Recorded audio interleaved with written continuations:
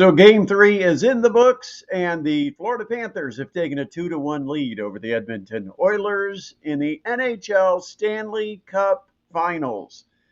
What did we just witness? This was not Stanley Cup Finals hockey. I mean, this was goon hockey by Edmonton.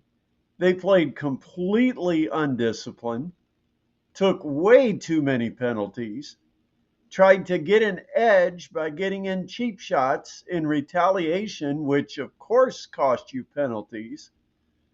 I mean, Florida stayed disciplined. They stayed true to what you need to do to win a championship.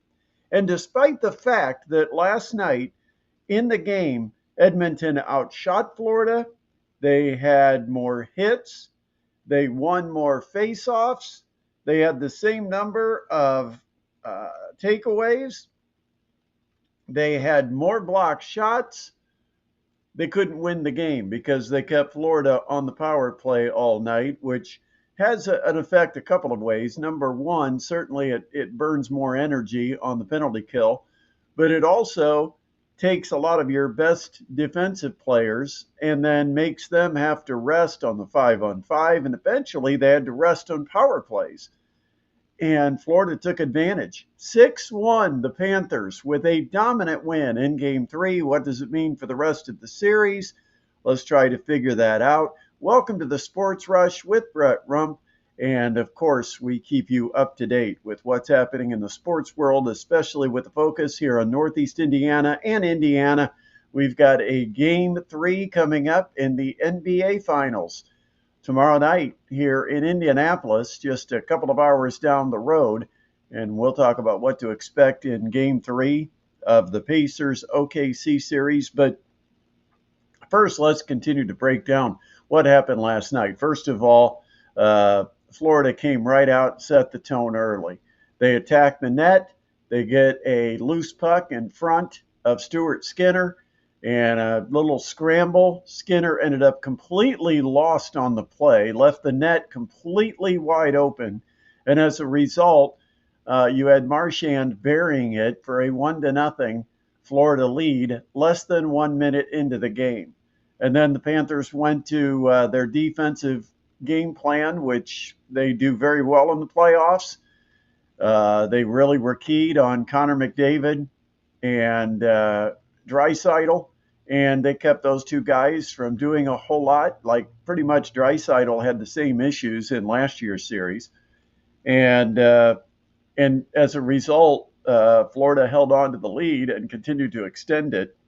Edmonton did make it a 2-1 game briefly early in the second period, but first of all, Bobrovsky was fantastic.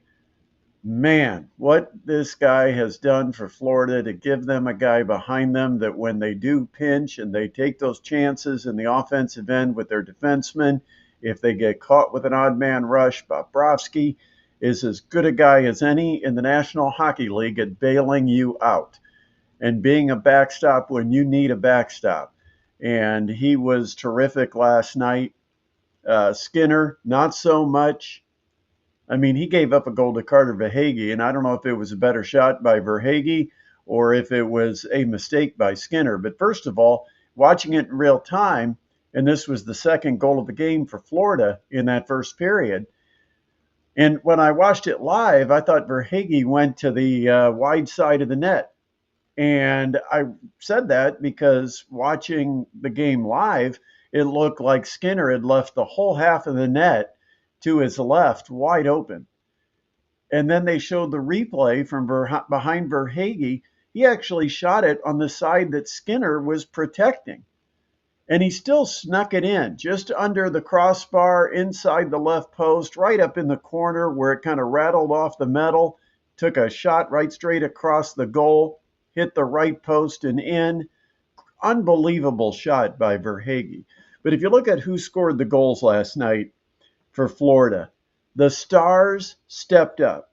The guys that are counted on to be the goal scorers, they're the ones that got the goals. Sam Bennett, he was terrific, had a breakaway goal last night. Brad Marchand, The reason they got him were for these types of games. He can play physical, he can play discipline, but he can also get you a big goal when you need it. Sam Reinhart, he he buried a tough shot. You had Carter Verhaeghe scoring a goal. Rodriguez scored a goal. Rodriguez was huge in the finals a year ago. And then Aaron Ekblad, even on an unbelievable pass from Reinhart. That was on that power play where it went to Reinhart in the slot and he just kind of slid it on a backhanded pass behind him, and Ekblad was there to bury it into the open net. Panthers just dominated play. I don't know how Edmonton bounces back from this. I know they did bounce back last year, but they never got trounced this bad, the way Florida trounced them in really all aspects, even though statistically Edmonton could have been in this game. On the ice, Florida was doing everything you have to do to win a Stanley Cup Finals game and to win a championship. And that's where I think the Panthers are now heading, because they completely got in the heads of Edmonton. Edmonton lost their minds. I mean, that, the 5-man brawl where everybody picked a guy and then they were trying to fight him. I mean, that just showed the insanity of Edmonton. And then it didn't even stop after that. You still had, a cross-check penalty and another penalty. I mean, you picked up a couple of other penalties even after the 5-on-5 mess. I mean, that should have, if you're Edmonton, that should have put the end to it. All right, finally.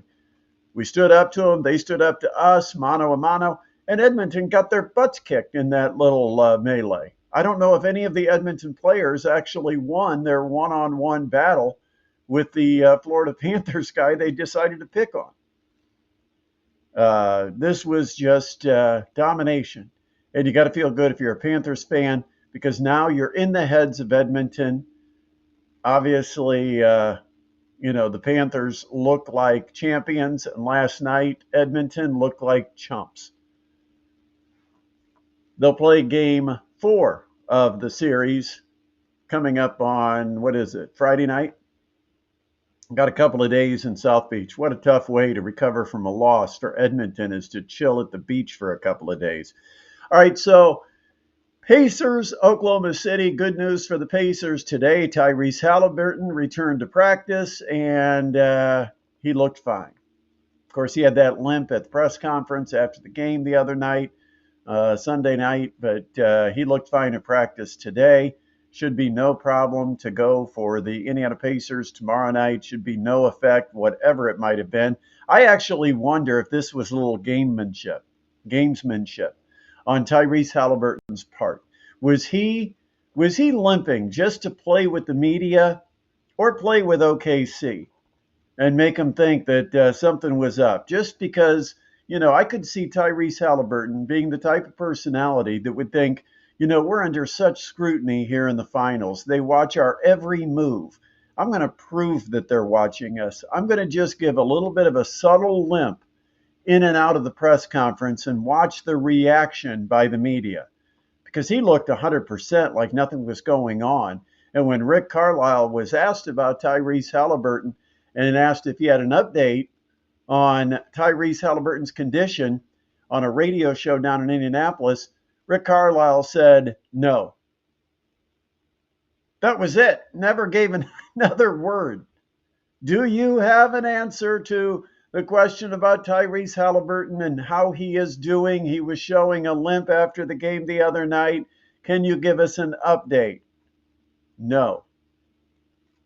And so I'm like, okay, he didn't want to elaborate at all.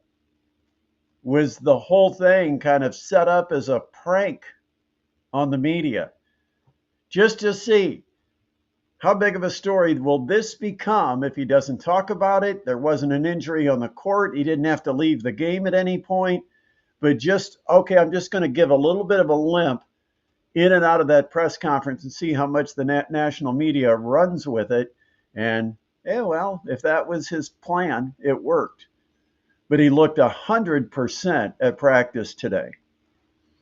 All right, what else is happening in the world of sports? The Indiana Fever are going to be playing down in Atlanta. Tough one against the Dream. The Dream have played pretty well this year.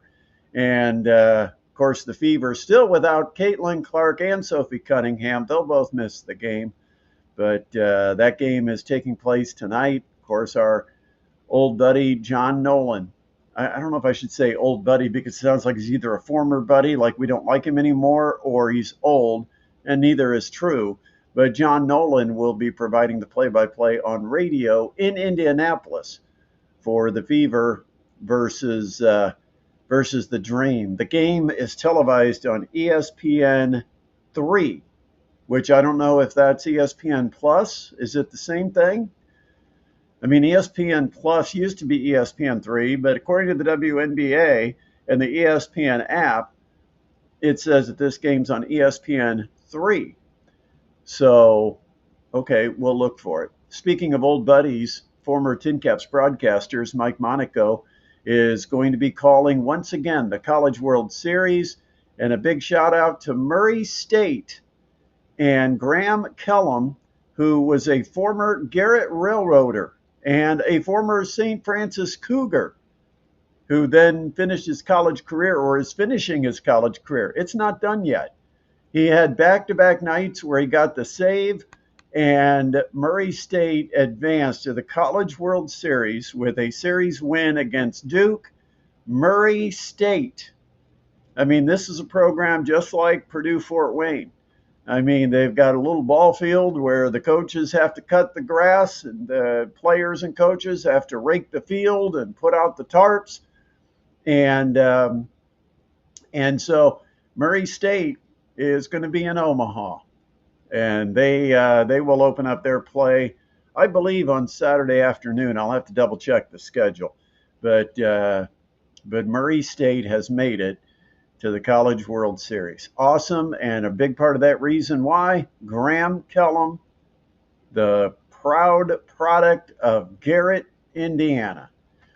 All right, we'll wrap it up for this edition, and of course tomorrow, a preview ahead of the Pacers, Oklahoma City. We'll give final thoughts, and we'll give a prediction. By the way, last couple of predictions I've given you on Oklahoma City, the Pacers for Game 2 in OKC on Sunday night, and the Panthers Edmonton prediction for Game 3 in Sunrise, Florida last night came pretty close. In fact, if you went with me on your bets, you're making a little money by watching this channel. And so be sure you subscribe, like, share, do all that kind of stuff, and be part of our channel regularly. All right, we'll be back. Have a great Tuesday night, and let's go Pacers.